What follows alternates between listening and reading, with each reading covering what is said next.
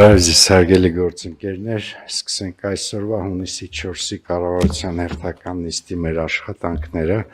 Նախ ուզում եմ պարոն Սարգսյանին շնորհավորել ծննդյան օրվա կապակցությամբ, մաղթել ամենայն բարի։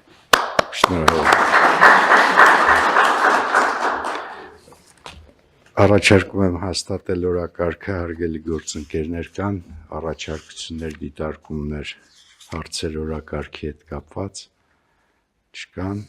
Առաջարկում եմ հաստատել, ովքեր են դեմ չկա, օրակարգը հաստատեցինք, առաջարկում եմ